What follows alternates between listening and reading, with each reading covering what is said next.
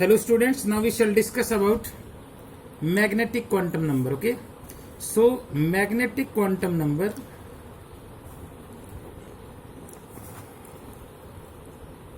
tells us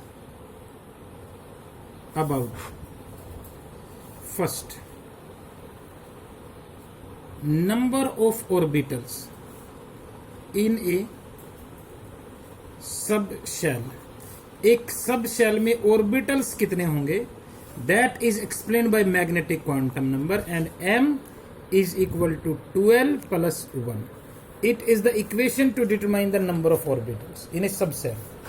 अब जैसे मान लो s सब शेल है, तो आपको पता कि s सब शेल के लिए l 0 और l अगर 0 है तो फिर जो m आएगा वो 1 आएगा. मतलब नंबर ऑफ ऑर्बिटल्स कितने हो एस सब सेल में, एक. एस सब सेल में एक ही ऑर्बिटल होता है, that is known as the s orbital. P sub shell की अगर हम बात करें तो पी सब सेल के लिए एल जो है दैट इज इक्वल टू 1 और एल अगर 1 है तो एम 2l प्लस 1 यानी 2 प्लस 1 एम 3 आ गया कि नहीं. और एम अगर 3 है तो इसका मतलब पी सब सेल में 3 ऑर्बिटल हो गए. और 3 ऑर्बिटल कौन कौन से हो गए, पी एक्स, पी वाई और पी जेड. यानी पी सब सेल के 3 ऑर्बिटल है, पी एक्स, पी वाई और पी जेड. इसी तरह से अगर हम डी सब सेल की बात करें तो डी सब सेल के लिए एल की वैल्यू 2 है और एल अगर 2 है तो फिर जो एम है वो कितना हो गया, यहां पर 2 पुट करोगे तो 5 और एम अगर 5 है तो इसका मतलब ये हुआ कि डी सब सेल में 5 ऑर्बिटल हो गए, d x y, d y z, d x z, d x square minus y square और d z square. These are the 5 orbitals are here. Okay, और एक ही सब सेल के ये जितने भी ऑर्बिटल होते हैं बेटा, इन पांचों की एनर्जी सेम है, इन तीनों की एनर्जी सेम है. यानी द ऑर्बिटल्स ऑफ ए सब shell having same energy and such type of the orbitals which are having same energy they are known as degenerated orbitals. इनको डीजेनरेटेड ऑर्बिटल्स बोलेंगे. अब चारों सब सेल की बात करें एस, पी और डी की, तो इनकी एनर्जी का ऑर्डर होता है ये. यानी एस से पी, डी और एफ की तरफ जाएंगे तो जो एनर्जी है वो इंक्रीज करती है. एल इंक्रीज कर रहा है यार, 0 1 2 3 एल इंक्रीज कर रहा है, सो एनर्जी आल्सो इंक्रीजेज. लेकिन अब सब सेल अलग अलग है तो एनर्जी अलग अलग हो गई. लेकिन एक ही सब सेल के जो 3 ऑर्बिटल हैं, जैसे पी के 3 ऑर्बिटल हो गए या डी के 5 ऑर्बिटल हो गए, इनकी जो एनर्जी है वो सेम हो गई. Okay, so we can say the energy of orbitals of a सब सेल, एक सब सेल के जितने भी ऑर्बिटल्स हैं, the energy of orbitals of a सब cell is same and such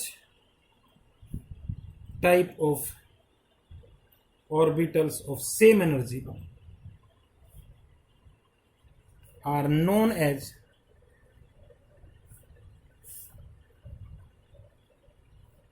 degenerated orbitals. okay, और ये जो प्रोसेस होती है and this process is known as degeneration. okay, the process of having same energy रखने की जो प्रोसेस है that will be known as what, degeneration. तो जो मैग्नेटिक क्वांटम नंबर है that tells us about the number of orbitals in a सब cell. यानी S सब सेल में एक सेल क्या नाम है, एक ही ऑर्बिटल हुआ जिसको एस ऑर्बिटल ही कहेंगे. पी सब सेल में 3 ऑर्बिटल हो गए, पी एक्स, पी वाई और p z. D subshell में एल की वैल्यू 2 है तो 5 ऑर्बिटल हो गए, d x y, d y z, d x z, d x square minus y square और d z square. And it is the fact that in an orbital maximum 2 electrons are accommodated. एक जो orbital है उसमें maximum 2 electrons accommodate होते हैं. चाहे वो कोई भी ऑर्बिटल हो, p ऑर्बिटल हो या s ऑर्बिटल हो या फिर d ऑर्बिटल हो या फिर f ऑर्बिटल हो, किसी भी ऑर्बिटल में मैक्सिमम 2 ही इलेक्ट्रॉन जाएंगे। तो जैसे s ऑर्बिटल है, इसमें 2 ही इलेक्ट्रॉन जाएंगे। इसमें देखो 3 ऑर्बिटल हो गए, 2 px में जाएंगे, 2 py में, 2 pz में, तो पूरे सब सेल में टोटल 6 इलेक्ट्रॉन हो गए। पूरे p सब सेल में टोटल कितने इलेक्ट्रॉन जा सकते हैं? 6। हर एक ऑर्बिटल में 2। d के हर एक ऑर्बिटल में 2-2 इलेक्ट्रॉन गए, तो हर एक में 2-2 गए, तो मैक्सिमम d में कितने हो सकते हैं? 10।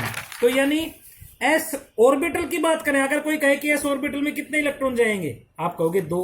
अगर आपसे कोई कहे कि p ऑर्बिटल में कितने इलेक्ट्रॉन आ सकते हैं मैक्सिमम, तो ऑर्बिटल की बात करें तो ऑर्बिटल में तो 2 ही आएंगे यार। फिर चाहे वो d ऑर्बिटल हो, है ना, और चाहे वो f ऑर्बिटल हो, ऑर्बिटल कोई भी हो, एक ऑर्बिटल किसी का भी हो, इलेक्ट्रॉन कितने जाएंगे? 2। लेकिन अगर आपसे कोई ये कहे कि p सब शेल में कितने इलेक्ट्रॉन आएंगे, तो p सब शेल में 6 इलेक्ट्रॉन हो गए, क्योंकि हर एक ऑर्बिटल में 2-2 इलेक्ट्रॉन आ गए, तो मैक्सिमम 6। d सब शेल में मैक्सिमम कितने इलेक्ट्रॉन आ जाएंगे? हर एक सब शेल में 2-2 गए, तो 10।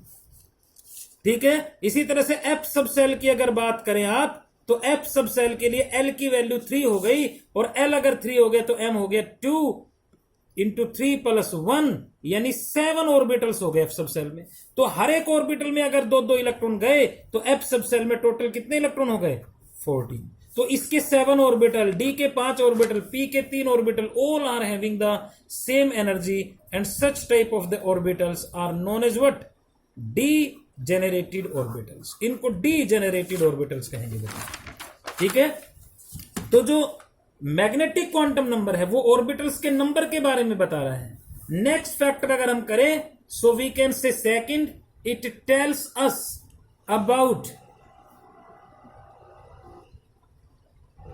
ओरिएंटेशन ऑफ ऑर्बिटल्स, यानी ऑर्बिटल्स के ओरिएंटेशन के बारे में बताता है। ओरिएंटेशन का मतलब जो डायरेक्शन है ऑर्बिटल्स का, किस डायरेक्शन में प्रेजेंट है एटम के अंदर, उसके बारे में बताता है। एंड ईच ऑर्बिटल, और हर एक ऑर्बिटल जो होता है, each orbital having its own specific orientation.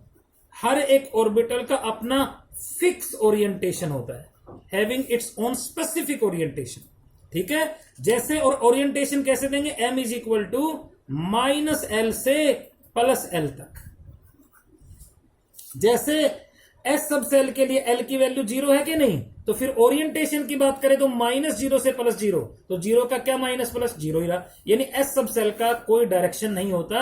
मतलब ये हुआ कि s सब सेल्स जो होते हैं ना, वो डायरेक्शनल लेस होते हैं, s ऑर्बिटल्स। मतलब कोई डायरेक्शन नहीं, तो इसका मतलब इसकी शेप स्फेरिकल हो गई, यहां से पता चला। इसी तरह से p सब सेल के लिए l की वैल्यू 1, और l अगर 1 है तो फिर m -1 से +l तक, यानी -1, 0 और +1। अब आपने देखा था कि p के 3 ऑर्बिटल थे, कौन कौन से?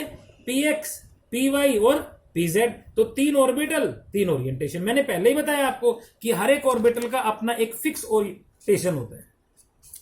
तो जो px ऑर्बिटल होते हैं ना, px और py, ये जो 2 ऑर्बिटल है, इनके लिए जो m की वैल्यू है वो +-1 होगी। अगर इसके लिए +1 तो फिर इसके लिए -1, और इसी तरह से pz ऑर्बिटल के लिए जो m है उसकी वैल्यू तो 0 होती है बेटा।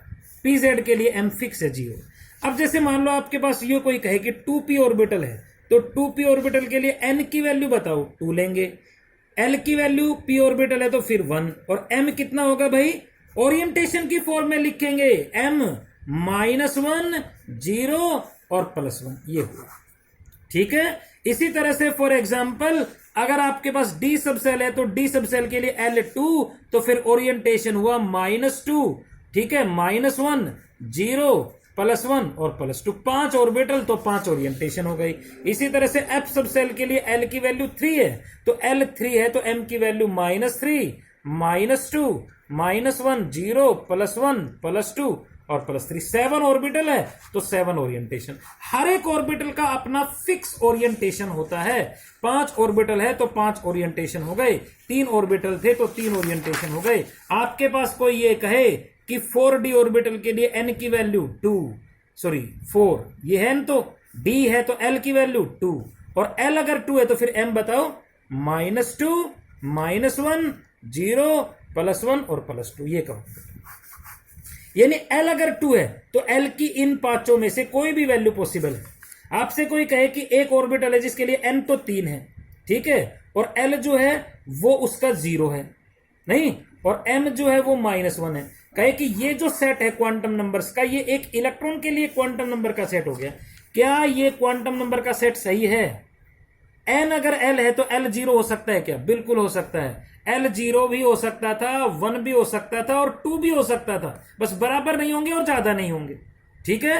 और एल अगर 0 है तो एम 0 ही होगा यार, लेकिन यहां पर क्या दिया? -1, तो ये सेट जो है क्वांटम नंबर का ये गलत है।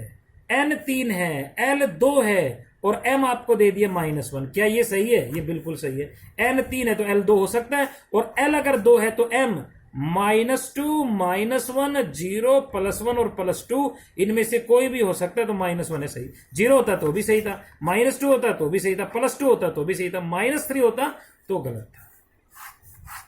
तो ओरिएंटेशन के बारे में बता रहा है हमें, ठीक है। तो मैग्नेटिक क्वांटम नंबर 2 फैक्टर के बारे में बताता है, number of orbitals and orientation of the orbitals. आपके पास जैसे मान लो 5f ऑर्बिटल है, तो 5f ऑर्बिटल के लिए n तो 5 हो गया, f है तो l 3 हो गया, और l अगर 3 होगा तो फिर m -3, -2, -1, 0, +1 और +3। ये पॉसिबल वैल्यूज होगी क्वांटम नंबर की,